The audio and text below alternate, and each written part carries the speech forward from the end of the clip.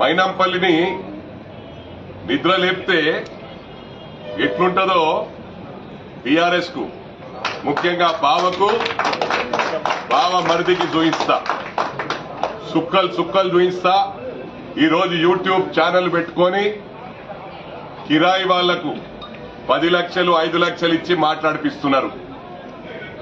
మేము గ్రౌండ్ లో ఉండేటోళ్ళం, ఇది గమనించాలా. ఇంట్లో కూర్చొని వీడియోలు చేస్తే దానికి స్పందించే టైం లేదు. రేపు ఇంకొకసారి ఏ మీడియానైనా దాడి చేస్తే ఇది మొత్తం వాళ్ళ ఫ్యామిలీకి ఇస్తా ఉన్న వార్నింగ్. నాట్ ఓన్లీ హరీష్ రావుకు కేటీఆర్ కాదు, మరి ఎవరికి గుండెల్లో గుచ్చుకుంటుందో అర్థం చేసుకోవాలా. ఇక నెక్స్ట్ నీ పేరు వెళ్తుంది, ఇది గమనించాలా.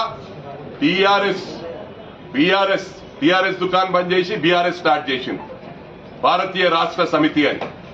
ఆ రోజు మహారాష్ట్రలో మేము కూడా అదే పార్టీలు ఉన్నాం.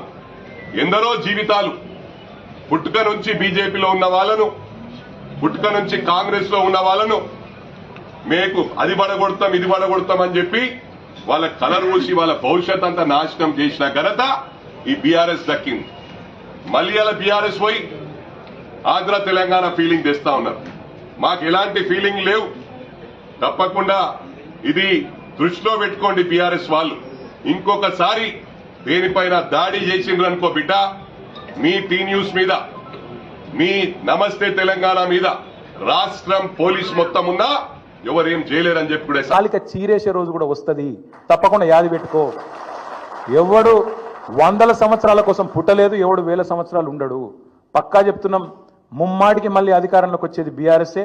నువ్వు చేసిన నీ దిక్కుమాలిన పరిపాలన వల్ల అతలాకుతలమైన రాష్ట్రాన్ని మళ్ళా గాడిన పెట్టే సత్తా ఉన్న నాయకుడు కేసీఆర్ గారు మాత్రమే.